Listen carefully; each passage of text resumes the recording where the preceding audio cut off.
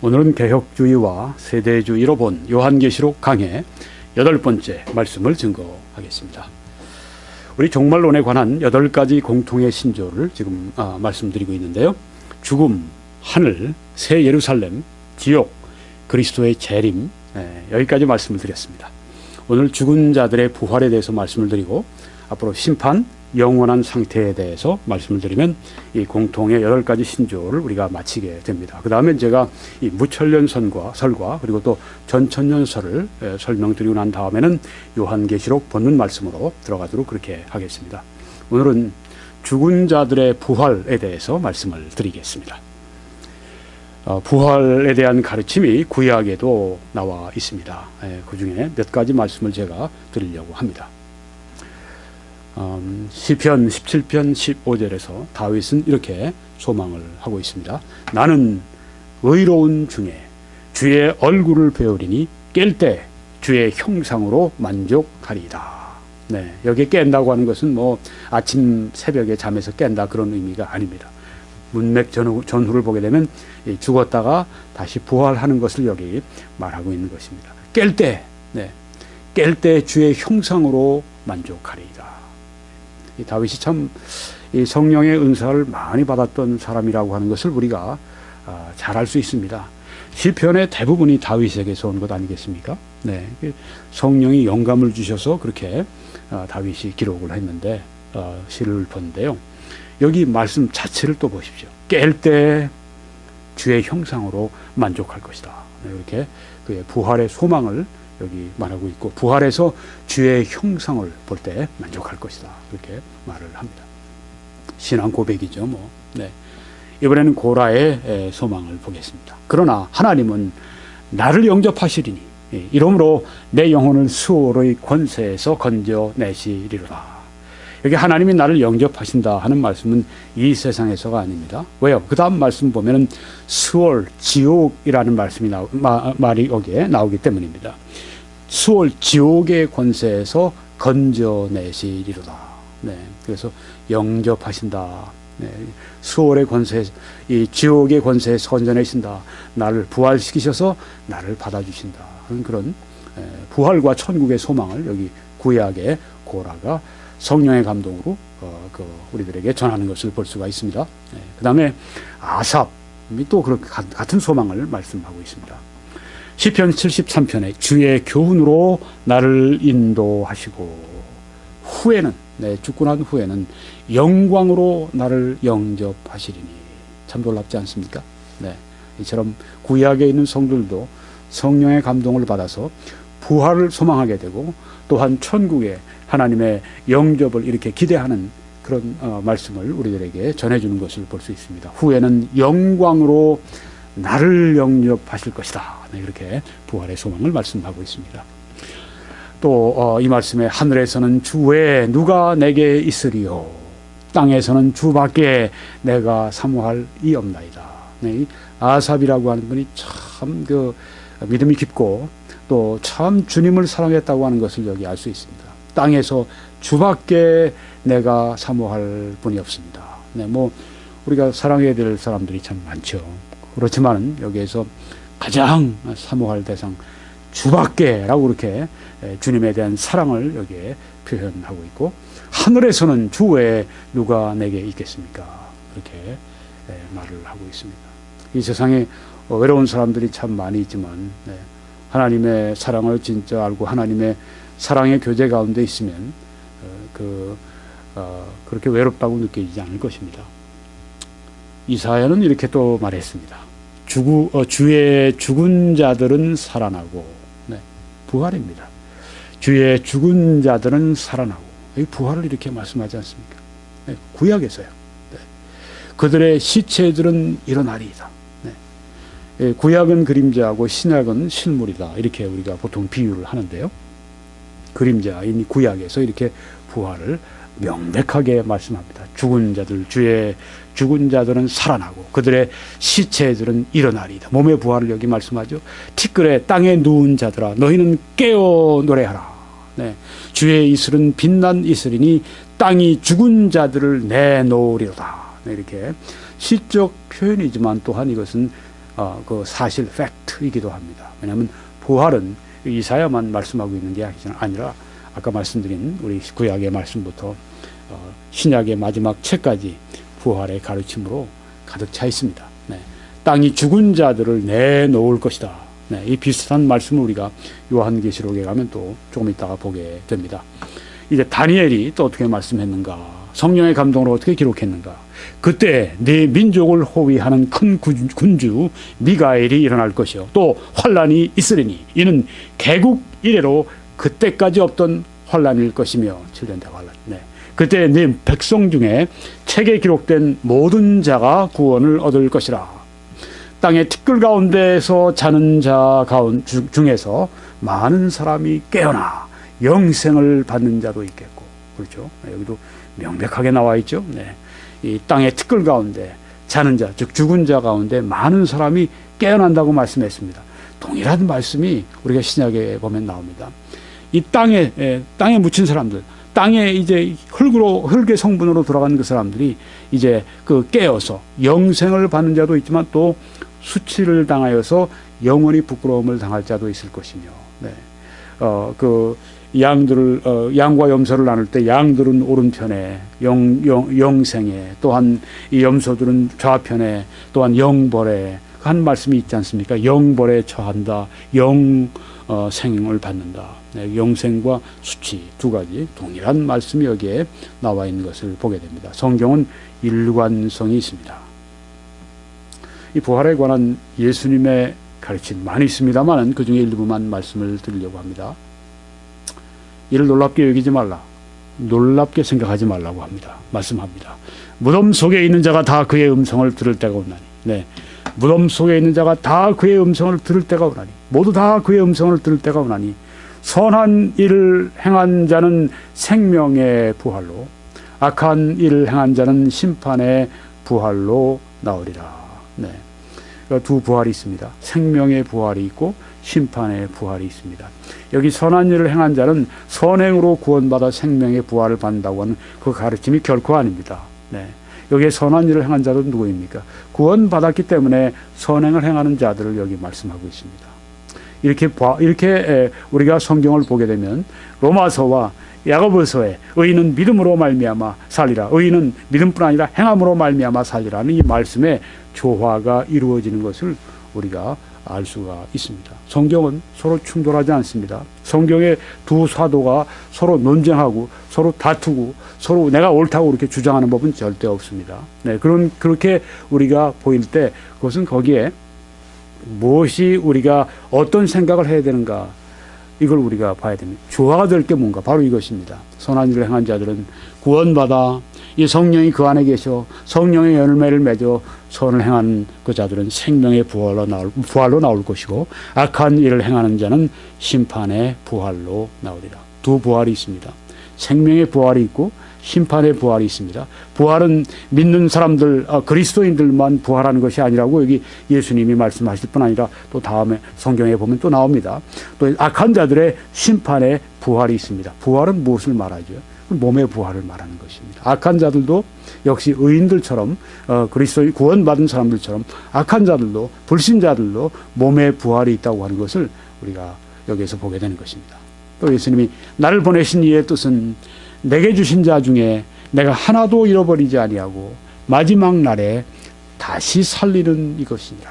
네, 다시 살린다, 부활시켜 주신다 하는 그 말씀입니다. 네, 이미 구원 받기로 생명책에 이름이 다 기록되어 있는 그 사람들, 태초부터 하나님께서 구원하시기로 작정하신 그 사람들, 여기에 보면 예수님께 주신 그 사람들, 네, 하나도 잃어버리지 않는다. 네, 그래서 영생을 잃어버린다고 하는 얘기는 이 말씀에 보면 틀린 얘기입니다. 하나도 잃어버리지 않는다. 왜요? 예수님이 지켜주시기 때문에. 그 구원을 예수님이 지켜주셨기 때문에. 예수님께서 구원해 주셨고 홀로, 예수님께서 홀로 또한 지켜주시기 때문에 우리 구원은 예수님으로 말미암아 또한 지켜진다고 하는 것을 알 수 있죠. 네, 다시 살린다. 부활. 내 아버지의 뜻은 아들을 보고 믿는 자마다 영생을 얻는 이것이니 마지막 날에 내가 이를 다시 살리리라 하시니라. 네, 어떻게 영생을 얻는가? 네. 아들을 보고 믿는 자라고 말씀하지 않습니까? 네. 너무 분명하지 않습니까? 근데 왜 캐톨릭에서 자꾸만 그 믿음 플러스 뭐 성례를 행하고 뭐 선행을 해야 하고 이렇게 가르칩니까? 네. 캐톨릭이 숫자로 보면 개신교보다 침례교로 따지면 침례교는 전 세계 4억이라고 얘기를 하는데 뭐 아마 이 캐톨릭은 그거 한 4배, 5배 될걸요? 네. 그럼 뭐 캐톨릭이 그렇게 숫자가 많으면 진리에 속한 사람들입니까? 천만에요. 네. 진리는 그렇지 않습니다. 진리는 하나님의 말씀에 속해 있습니다. 여기 있습니다. 네. 아들을 보고 믿는 자마다 영생을 얻는 것이 내 아버지의 뜻이라고 말씀했습니다. 이렇게 쉽게 성경에 말씀을 해놨는데 종교인들이 네, 자기의 전통에 따라서 어렵게 만들어버리는 것입니다. 네. 물론 믿음이라고 하는 게 내 의지로 믿습니다. 그건 내가 필요하지만 내 힘으로 되는 건 아니죠. 네. 성령의 역사와 감동에 따라서 내가 믿을 수가 있는 것이죠. 네. 믿는 자마다. 네. 그래서 우리가 이 구원파에서 아들을 깨닫는 자마다 네. 예수 그리스도를 당신이 구주로 깨닫는 그날 당신은 구원받는 것입니다. 이런 얘기가 정말 잘못됐다고 하는 것을 우리가 이 말씀을 통해 알 수가 있는 것입니다. 그렇지 않습니까? 네. 누가 말을 했느냐 그게 중요한 게 아닙니다. 예수님이 말씀했냐 이게 중요하죠. 그렇죠? 구원은 예수님이 주시는 것이고 구원은 예수님의 말씀과 예수님의 구속됨에 오는 것인데 예수님의 말씀은 듣지 않고 자꾸만 사람들 얘기를 들어요.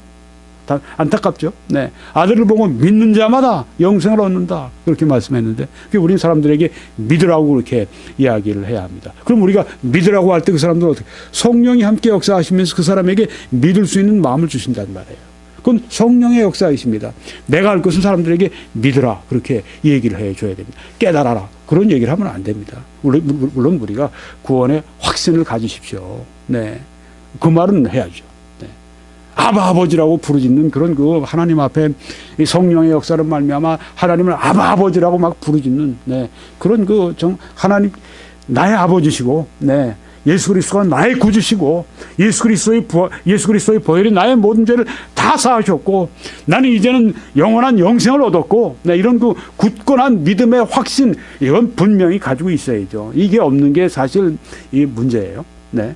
있어야 됩니다. 이 구원의 확신을 강조하는 것은 문제가 없습니다. 그래서 이 구원의 확신을 가지라 그 얘기는 아무리 해도 우리가 부족함이 없습니다만은 네, 깨달아서 구원받으라고 하는 얘기는 네, 그건 정말 극단적인 구원론이고 네, 그런 얘기를 할 때 이단이라고 정죄를 받아도 그 사람들 할 말 없어요. 할 말 없습니다. 네, 할 말 없어요. 자기들이 책임져야 돼요. 자기들의 이 신앙 고백에 대해서. 믿는 자마다 영생을 얻는 이것이니 다시 살려주신다. 예수께서 이르시되 나는 부활이요 생명이니 나를 믿는 자는 죽어도 살겠고 무릇 살아서 나를 믿는 자는 영원히 죽지 아니하리니 이것을 네가 믿느냐. 네. 영원히 죽지 않는다. 네. 죽어도 살아난다. 부활 이것을 예수님께서 강조하셨습니다. 우린 부활의 종교라는 그 말을 하지 않습니까? 종교라는 말을 붙인다면 네. 종교라는 말을 우리 이 동양권에서 사용하면 기독교는 종교 중 하나가 돼요. 근데 옛날에 조금 이제 그 유럽이나 이런 데는 기독교의 그 전성기가 지났으니까 한 100년, 200년 전에 그 영국의 설교자들은 기독교를 뭐라고 호칭을 하느냐 하면 religion이라고 얘기를 합니다. 종교 그렇게 얘기합니다. 근데 여기서는 종교라고 얘기를 하면 기독교인 것을 단번에 알 수 있어요. 한국에서는 종교라고 뭐 불교, 유교, 뭐 기독교, 종교 중 하나 이렇게 문화가 그러니까. 근데 그쪽 문화는 기독교 문화이기 때문에 religion 그러면은 뭐 그건 기독교예요. 네. 자, 여기에 예수님께서 부활이요 생명이다.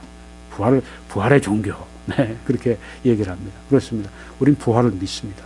예수님의 부활을 믿는 것뿐 아니라 우리는 우리의 부활도 믿습니다. 왜냐하면 예수님이 부활을 여기 말씀하셨기 때문에 죽어도 살겠다. 네. 영원히 죽지 않을 것이다. 네, 그렇게 말씀했기 때문입니다. 부활은 기독교 신앙의 중심입니다. 이 고린도전서 15장은 부활장이라 이렇게 얘기합니다. 네.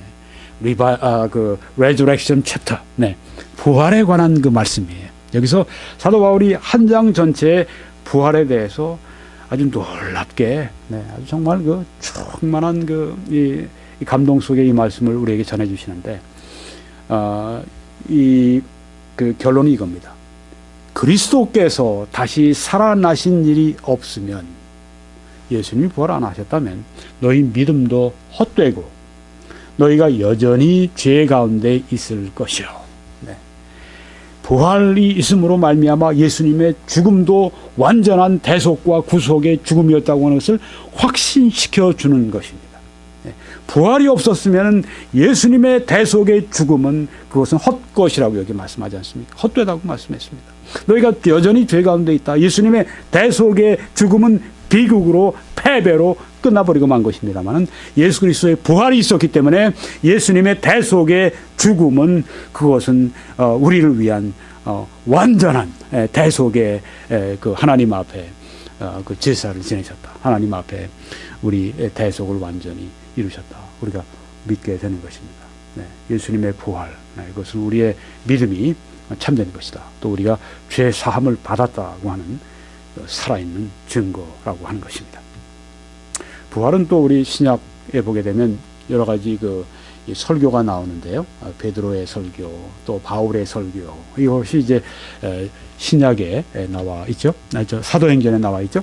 거기 몇 군데를 좀 보겠습니다.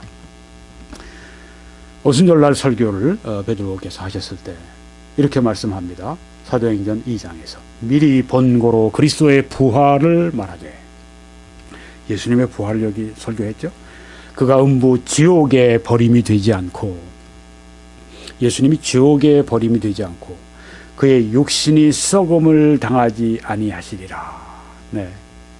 예수님 부활하셨기 때문에 그의 육신이 썩음을 당하지 아니하리라. 그렇게 여기 그의 설교의 핵심은 바로 부활이었습니다. 이건 전도 설교였습니다. 우리도 전도할 때 무엇을 얘기합니까? 부활을 얘기해 줘야 됩니다. 예수 그리스도의 부활, 이거는 특별히 그리스도인 지성인들이, 특별히 그리스도인 철학자들이나 학자들이나 또 법률가들이 아주 애호하는 교리입니다. 왜 그런지 아십니까? 예수 그리스도의 부활이라고 하는 것은 그것은 그 입증하기에 너무너무 잘 되어 있다고 하는 거예요. 그리스도인 법률가들이 볼 때 이건 아주 법정에 가지고 나가서 이제 증거 자료를 가지고 제시하게 되면 이길 수 있다고 늘 얘기하는 그 제목입니다. 그리스도의 부활은 그냥 어떤 추상적이고 환상적인 얘기가 아니라 역사적인 건 아주 분명한 사실이다. 그리스도인 지성인들일수록, 그리스도인 법률가일수록 이런 그리스도의 부활에 대한 교리를 굉장히, 부활 교리를 굉장히 좋아해요. 왜? 아주 그것보다 역사적으로 잘 우리들에게 증거된 그런 그 사실이 없다고 하는 얘기입니다. 예수 안에 죽은 자의 부활이 있다고 백성을 가르치고 전함을 싫어했다. 유대인들이 아주 싫어했습니다. 무슨 메시지를? 죽은 자의 부활이 있다. 예수 안에 죽은 자의 부활이 있다.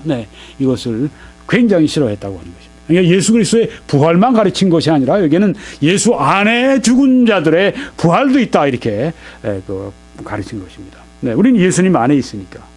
예수 그리스도와 함께 죽고, 예수 그리스도와 함께 장사 지내고, 예수 그리스도와 함께 살아나고, 예수 그리스도와 함께 이미 우리 영혼은 살아났죠. 이미 우리 영혼은 이제 하늘의 보좌에 하늘에 앉힌 바 됐다고, 하늘에 앉힌 바 됐다고 그렇게 말씀했는데, 우리 신분은 벌써 그렇게 됐습니다.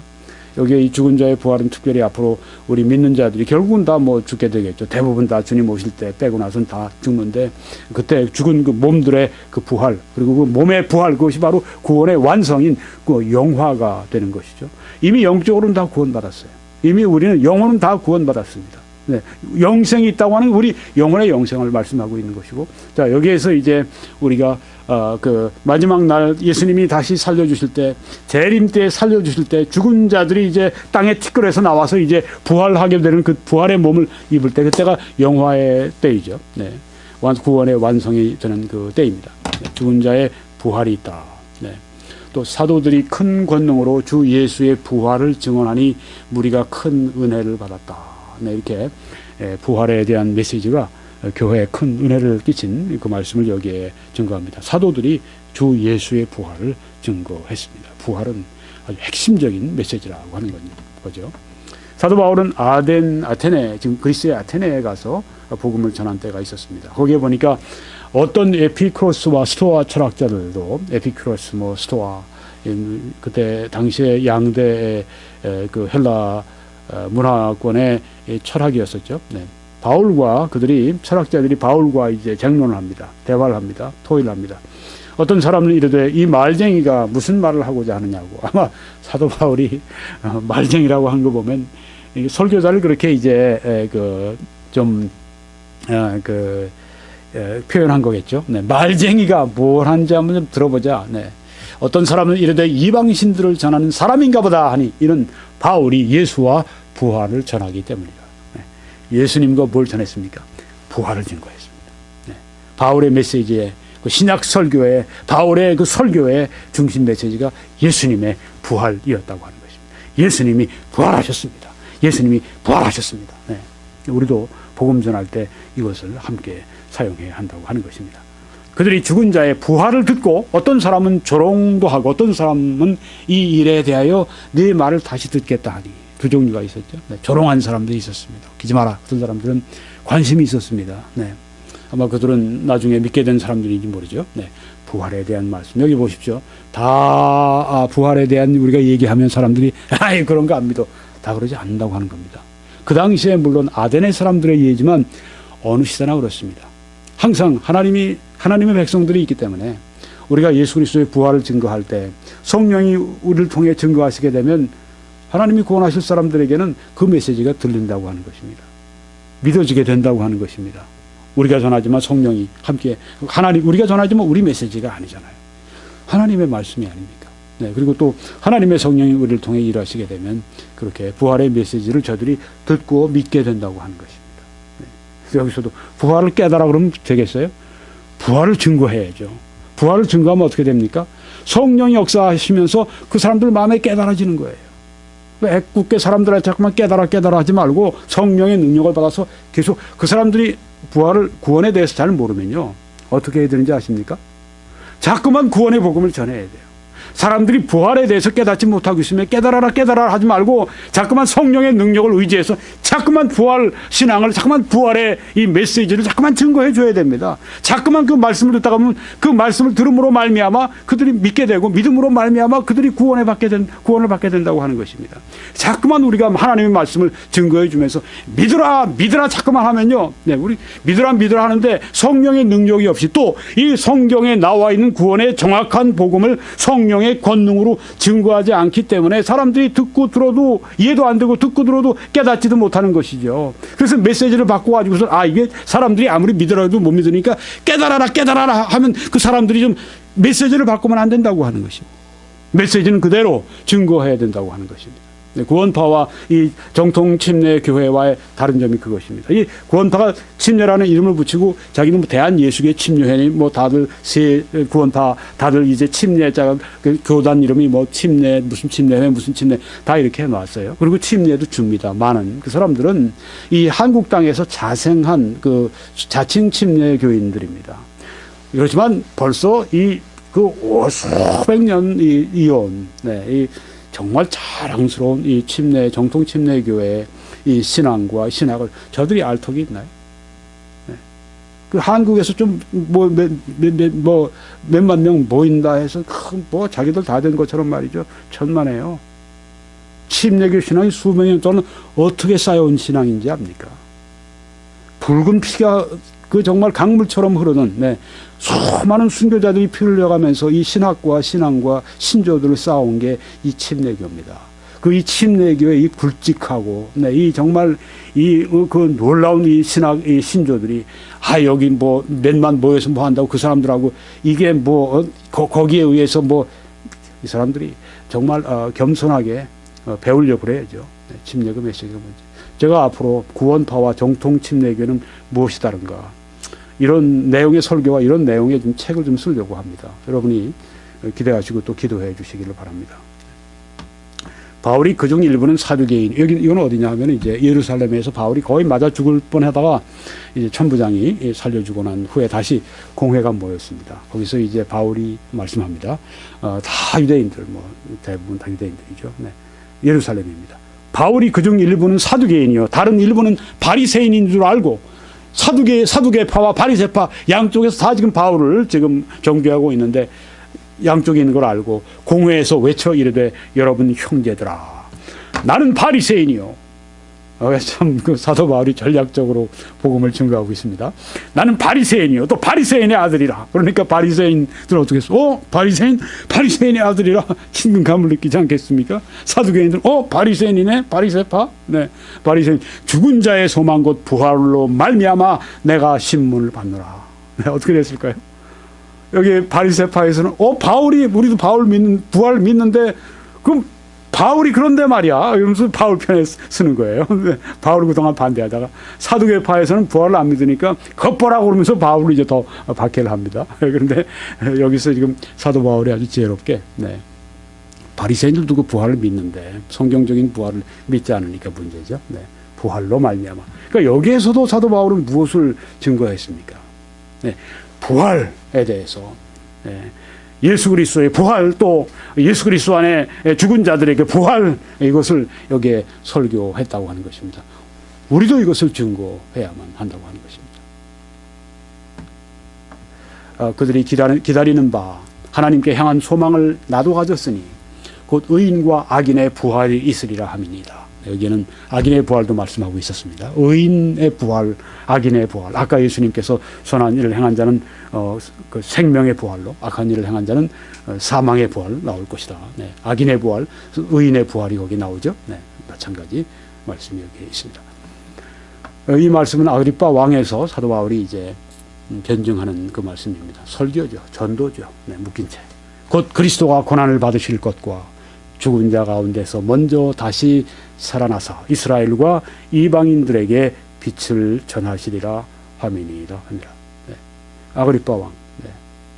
믿지 않는 왕, 그 주위에 있는 이 이스라엘의 그 당시에 이 정계 거물들, 네. 바울 좀 보고 싶었어요. 네. 하도 그냥 지중해 연변의 국가들 다니면서 세상을 뒤집어 엎는 사람이 마침 자기들 앞에 나타났으니까 바울 좀 보고 싶었던 겁니다. 정계 거물들이 다 모였습니다. 이스라엘을 좌우하는 그 사람들이 몽땅 거기 모여있는 그 자리에서 한 이야기가 뭔가 정치 이야기하지 않았습니다. 경제 이야기하지 않았습니다. 복음을 그들에게 설교했습니다. 네. 복음을 설교할 때 어떻게 됐죠? 성령이 함께 역사하셔서 믿는 자들은 믿게 되는 것입니다.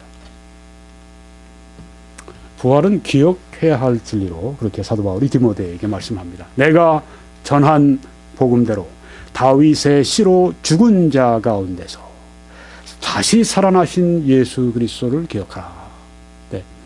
여기 예수님을 기억하라고 말씀하는데 무엇을 특별히 강조했냐면 죽은 자 가운데 다시 살아나신 부활하신 예수 그리스도를 기억하라. 네, 그렇게 말씀했습니다. 우리도 부활하신 살아나신 예수 그리스도, 우리를 위해서 지금 중보해 주고 계시는 예수 그리스도, 다시 오실 예수 그리스도를 우리가 기억해야 할 줄 믿습니다. 부활은 믿음의 기초라고 말씀을 또 했습니다. 디모데에게 사도 바울은 진리에 관하여는 그들이 그릇 되었도다. 부활이 이미 지나갔다 하므로 어떤 사람들의 믿음을 무너뜨리느니라. 부활 신앙을 무너뜨리면 그들의 믿음을 무너뜨린다고 말씀했습니다. 그러니까 부활 신앙은 우리 믿음의 기초가 된다고 하는 것입니다. 우리의 믿음이 어떤 믿음이어야 되는가? 철저한 부활 신앙이 돼야 됩니다. 예수 그리스도가 죽은 자 가운데 사흘 만에 부활하신 것뿐 아니라 우리 의인들의 부활이 있을 것이다. 또 악인들의 부활이 있을 것이다. 이 부활 신앙을 우리가 튼튼히 가지고 있어야 됩니다. 어느 날인가 부활한다고 하는 그 소망. 네. 근데 우리가 그 부활한 부활한 몸으로 들어갈 그 나라에서 내가 어떤 모습으로 살 것인가. 그건 어떤 면에서 이 땅에서 결정이 됩니다. 왜? 행한 대로 갚으신다고 말씀했으니까. 어디에서? 하늘나라에서 갚으시는 거죠. 뭐 하늘나라 가면 뭐 근사한 남보다 더 큰 뭐 그런 맨션에 살고 남보다 더 좀 뷰가 좋은 전망이 좋은 그런 거 뭐 이 큰 아파트에서 그런 물질적인 개념이 아닙니다. 네. 천국에서의 그 하나님이 상 주시는 삶이라고 하는 것은 영광스러운 개념입니다. 그 사도 바울은 내가 상을 위해서 쫓아간다고 말씀했어요. 그 하나님이 주시는 그 영광의 상이 얼마나 놀라운 것인지, 네, 우린 지금 잘 모릅니다. 그렇지만 죄로운 사람들은 그 하늘의 상을 위해서 이 땅에서 쫓아갔습니다. 그리고 이 땅의 모든 것을 희생했습니다. 그리스도를 위해서. 여러분과 제가 대할 줄, 사업가들도 마찬가지예요. 네. 진짜 잘 믿는 분들을 보면요. 어느 날 한 번은 제가 이런 얘기를 들었습니다. 한국 지금 고 김준권 목사님, CCC 총재가 이제 한국 CCC에 좀 필요한 돈이 있었어요. 네. 그래서 미국에 아는 사업가에게 가서 그분에게 부탁을 하러 갔습니다. 근데 그분은 그 굉장한 사업가예요. 그런데도 그 김 목사님의 말씀에 의하면 에어컨을 안 달고 있답니다. 자기 집에. 그 돈을 아껴서 선교비 쓰려고. 그런 분이랍니다. 그렇게 돈이 많은 분이 자기 집에 에어컨을 안 들이면서 그걸 아껴서 선교비를 쓴다는 얘기예요. 앞으로 그런 사람들이 받을 상이 얼마나 클까요? 그 영광스러운 상이. 그 완전히 그냥 선교에 들여진 거죠. 뭐 자기 사업도 자기 수입도 이게 다 선교에 하나님의 일에 완전히 바쳐져 있는 겁니다. 부활은 재림의 핵심이기도 합니다. 주께서 호령과 천사장의 소리와 하나님의 나팔 소리로 친히 하늘로부터 강림하시리니 그리스도 안에서 죽은 자들이 먼저 일어난다고 했습니다. 네, 그리스도 안에서 잠자는 자들, 먼저 죽은 자들이 먼저 부활한다. 네, 부활의 시, 재림의 때는 부활의 때입니다. 보라, 내가 너희에게 비밀을 말하노니 우리가 다 잠잘 것이 아니요 마지막 나팔의 순식간에 호련히 다 변화되리니. 몇십 년, 저도 한 20년, 30년 안에, 제가 100세까지 살겠습니까? 예, 저는 나이 들어서, 일을 안 하고, 네, 그냥 이렇게, 은퇴하는 삶은 원치 않습니다. 여러분, 저를 위해서 기도해 주시겠습니까? 저는 좀 일찍 가도 좋아요. 네. 80세, 90세, 100세. 안 살아도 좋아요. 저를 위해 기도해 주실 것은 저는 한참 왕성하게 하나님을 위해서 일하다가 부름받고 싶어요. 네. 그냥 은퇴한다고 그래서 조용히 은거하고 그게 아니라 하나님께서 마지막 그냥 아주 제가 말씀 증거하고 가는, 네. 그런 삶을 살고 싶어요. 은퇴 염려하는 게 아니라, 네. 하늘나라에 가서 내가 어떻게, 하나님 앞에 어떻게 설 것인가. 이게 더 중요하단 말이죠. 마지막 나팔의 순식간에 호련히 저의 몸도 다 흙의 성문으로 돌아가겠죠. 네. 와서 누가 돌봐주겠어요? 다 시간 지나면 자손들도 다 시간 지나면 요새 자손들이 있어도 돌아보지도 않는 것이던데. 네. 어느 날 주님께서 다 기억하십니다. 네. 흙으로 돌아간 이 저의 몸 일어나라고 하실 겁니다. 그때 몸이 호련히 변화돼서 그때는 어떤 몸을 갖게 되는 거야. 나팔 소리가 나매 죽은 자들이 썩지 아니할 곳으로 다시 살아난다. 영광의 몸으로 다시 살아난다고 말씀을 했습니다. 이게 우리의 소망입니다. 썩지 아니할 몸, 예수님과 같은 영광의 몸으로 다시 우리가 변화가 되리라. 병이 없죠, 물론. 네. 거기엔 정말 우리 몸에 지금 있는 여러 가지 제한이나 이런 전혀 없죠. 영광의 몸이니까. 이 부활 신앙, 그 충만한 나날을 우리가 지날 수 있기를 바랍니다. 부활은 종말이지만 또한 시작입니다. 무슨 말씀이냐면 그 나머지 죽은 자들은 그 천년이 차기까지 살지 못하더라. 이게 종말의 시기입니다. 이 부활의 시기는 종말입니다. 그래서 여기 지금 천년 왕국 기간 동안 여기 그 나머지 죽은 자들은 누구냐 하면 불신자들입니다. 네. 그리고 여기 이는 첫째, 그 앞절 보면 누가 여기 말씀한 이 믿는 자들의 부활이 첫째 부활입니다. 의인의 부활이 첫째 부활입니다. 예수님이 부활하셨을 때 마태복음 27장에 보니까 이 잠자던 많은 성도들이 깨어 일어나서 부활했다고 말씀했습니다. 그러니까 그때 부활이 있었어요. 물론 나사로의 부활도 있었고요. 또 이 계시록에 보면 환란 시기에 두 증인의 부활도 있고요. 네. 그다음에 여기 보니까 또 그 환란 시대에 죽었던 순교했던 성도들의 부활이 있고요. 네. 모든 주님 재림하실 때 성도들이 부활하는 거. 네. 그리스도 안에 잔 모든 자들이 일어나는 게 이게 첫째 부활입니다. 둘째 부활은 뭘까요? 이겁니다. 계시록 20장에 또 내가 크고 흰 보좌와 그 위에 앉으신 이를 보니 하나님이십니다. 그러니까 흰 보좌, 심판대가 여기서 나오는 것입니다.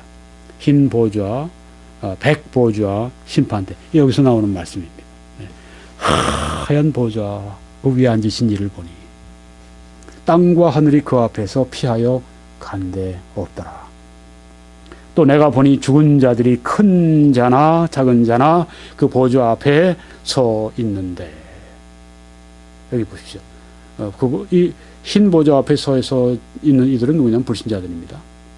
서 있습니다. 부활에 서 있습니다. 네. 책들이 펴 있고 또 다른 책이 펴졌으니 곧 생명책이라 죽은 자들이 자기 행위를 따라 책들에 기록된 대로 심판을 받으니 여기 성경에 보니까 생명책이 있는 것뿐 아니라 행위들이 기록된 책인데요. 네. 모든 죄상이 기록된 책이 여기에 있어서 거기에대로 심판을 받고 있다고 말씀을 하고 있습니다. 불신자들의 심판을 여기에 말씀을 하고 있습니다. 바다가 그 가운데서 죽은 자들을 내주고 바다에 빠져 죽은 사람들이 있으면 죽은 자들을 내주고 또 사망과 음부도 지옥도 그 가운데 죽은 자들을 내주매 이미 죽은 자들 불신자들은 지옥에 있죠. 죽은 자들을 내주매 각 사람이 자기의 행위대로 심판을 받는다. 네. 행위대로 심판받는다고 했으니까 극악 무도한 죄인들이 있죠. 그 사람들은 극악 무도한 죄에 진 만큼 하나님의 심판이 따른다고 하는 것입니다. 지옥도 등급이 있다. 이렇게 생각되어지는 그런 그 근거가 이제 여기에서 많은 그리스도인들이 그렇게 믿습니다. 네, 지옥도 등급이 있다. 네. 악한 사람들은 더 고통을 받는 곳에 그들이 처하게 될 것이다. 물론 지옥은 모든 것이 다 고통의 장소이지만 자, 그래서 오늘은 뭐 평이한 사실을 쭉 말씀드렸기 때문에 제가 결론을 말씀드리는 걸 유보하고 마치겠습니다. 8번째 우리 요한계시록 강해 개혁주의와 세대주의로 본 요한계시록 강해 8번째 메시지를 마치겠습니다. 유튜브.com 또 21church.com 이렇게 들어오셔서 앞에 있는 모든 것들 다 여러분이 시청하실 수 있기를 바라겠습니다.